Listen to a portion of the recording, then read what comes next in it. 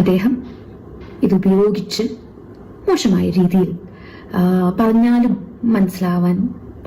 മനസ്സിലാവാത്ത രീതിയിൽ പെരുമാറിയപ്പോൾ എന്നോടും എന്റെ സഹപ്രവർത്തകയോടും.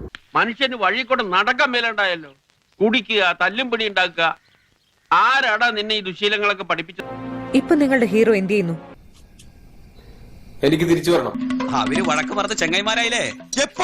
ഒരു സ്പേസിൽ ഉണ്ടായ ഒരു അനുഭവം എനിക്കത്ര ഞാൻ നോക്കിക്കണ്ട ഒരാളിൽ നിന്ന് വരുന്ന ഒരു ചെറിയൊരു മനഃപൂർവ്വം ചെയ്തിട്ടുണ്ടാവില്ല. അപ്പൊ താൻ ആരാണെന്ന് സ്വയം ഒരു ബോധം ഉണ്ടല്ലോ. നന്നായി ആയിരിക്കില്ല മേ ബി, പക്ഷേ ഹേർട്ട് ചെയ്തിട്ടുണ്ടെങ്കിൽ സോറി. It's okay. ഞാൻ ഇന്നലെ നടുറോട്ടിൽ വെച്ച് കുട്ടിയോട് അപമര്യാദയായിട്ട് പെരുമാറി. മാപ്പ് മാപ്പ് മാപ്പ്. ഇതൊക്കെ നമ്മൾ സംസാരിച്ചു, മീറ്റിംഗിനാണ് സംസാരിച്ചതാണ്. പക്ഷെ ഞാനത് എക്സ്പെക്ട് ചെയ്തില്ല. ഞാനും അങ്ങനെ അക്സെപ്റ്റ് ചെയ്തില്ല. ഞാൻ പറഞ്ഞല്ലോ ഒരു അബദ്ധങ്ങളുടെ ഒരു ഘോഷയാത്ര തന്നെയാണല്ലോ നിന്റെ ജീവിതം. എല്ലാവരും ഒരേപോലെ ഇല്ലല്ലോ.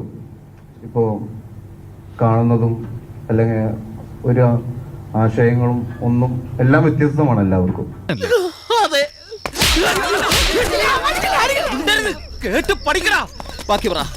അപ്പൊ അതിലുള്ള വ്യത്യസ്തത നമ്മള് അല്ലെങ്കിൽ അതേപോലെ ഒരു കാര്യം കേൾക്കുമ്പോഴും 5 പേരും 5 രീതിയിലാണ് എടുക്കുന്നത്. എല്ലാവർക്കും അത് എൻജോയബിൾ ആയിരിക്കില്ല. അത് പലപ്പോഴും എനിക്ക് മനസ്സിലായിരുന്നില്ല. അങ്ങനെ എന്റെ ഭാഗത്ത് എന്തെങ്കിലും ഹേർട്ട് ആയിട്ടുണ്ടെങ്കിൽ സോറി.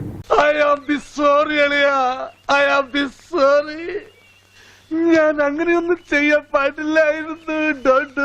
ഇനിയിപ്പൊ ഇത്രയും കമ്പനിയായ സ്ഥിതിക്ക് കമ്പനിയായ ആര് കമ്പനിയായി വളർന്ന ഇതിന്റെ അകത്തായപ്പോ ഇല്ലെങ്കിൽ ഞാൻ നിന്നെ പിറക്കി വിട്ടേനെ. താങ്ക്സ് ഉണ്ടടാ മോനെ ദിനേശ. താങ്ക്സ് അടിച്ച് പൊളിക്കടാ.